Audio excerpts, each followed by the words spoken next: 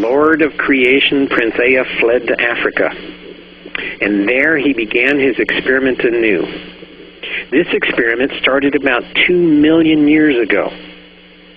And he tried to once again create a new Adama, a new beast, with a little more intelligence, a little more awareness, and being a little bit more perceptive.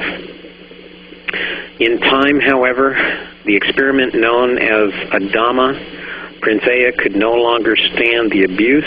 He could no longer stand the outright ruthlessness with which the Lord of the Command, the Lord of the Word, was dealing with the animal, with the beast.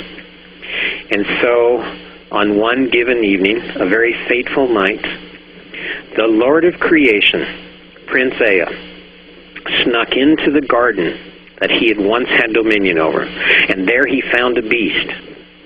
And he took the beast aside, and he gave him the knowledge of knowing each other. And he taught one male what he could enjoy with the female. And you have to understand that prior to this time, all matings, all unions of the beasts were absolutely controlled by the gods, by the technicians, by Lord Ea himself at some point.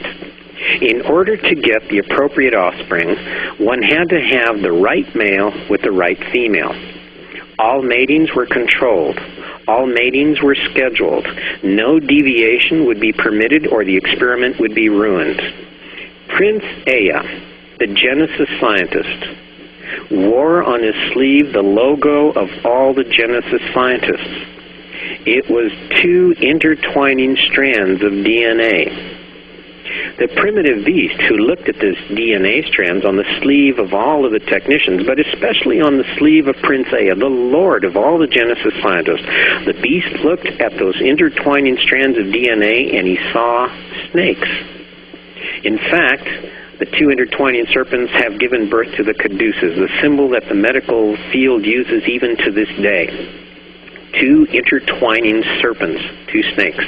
And so, as the Lord of creation, as Lord of the Genesis scientists, as Lord of the serpents, Prince Ea snuck into the garden, and he exposed the beast to the knowledge of knowing each other. Pardon me, and the beast, for one moment in its miserable and wretched life, could be as the gods. The beast could mate and could enjoy any female, any male, for as long and whenever he wanted. In a life that was served in the mines, in the fields, and worked until death, the beast was able on its own to have a moment's pleasure.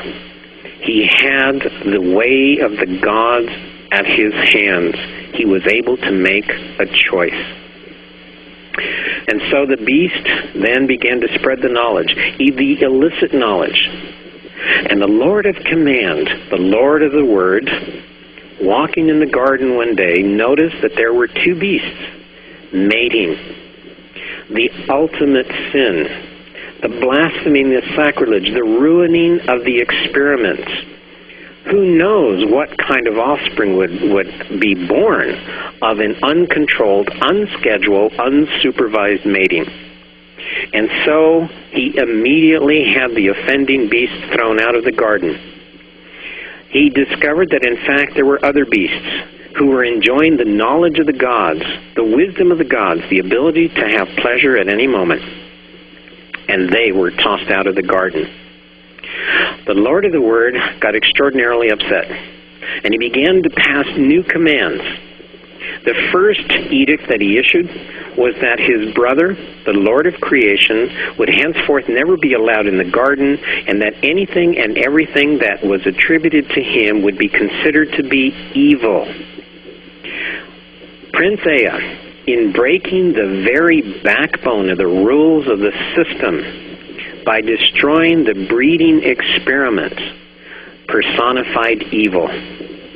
In the Sirian and the Orion star systems, that which has the greatest evil, the greatest connotation of evil, is that which was anti-system. Prince Ea personified the worst, the most heinous crime that one could commit. Da'ea, known also as Lord. Lord in all ancient languages was Baal. Da'ea Baal became the personification of evil. Da'ea Baal is the root for diabolic, diablo, devil. In the story, the creation story that we are all familiar with, it is the serpent who sneaks into the garden to seduce Adam and Eve. And I'm going to suggest to you that it is Prince Ea, the Lord Genesis scientist, the Lord of the serpents, the Lord of creation, the very one who created man in the very beginning, who wanted the experiment to achieve destiny, to achieve free will. It is that very same Lord of creation who went in and gave man an opportunity to get kicked out of the garden. An opportunity to get kicked out of the garden. All offending beasts were removed, and the Lord of the Word labeled anything and everything connected with Lord Da'ea Baal as evil. The commands for all the beasts were then once again renewed. The first command, thou shalt have no other lords before me. Prince Ea is no longer the Lord of creation. Any and all of his technicians are no longer the lords. I am the one and only Lord, so saith I, the Lord of the Word. Henceforth, all beasts must... I'm sorry, I'm getting carried away here, but all beasts must attend on the seventh day. They must attend one of my houses in which they will praise me, they will promise to obey me, they will follow my every command and pledge undying loyalty to only me. So saith I, the Lord of the Word.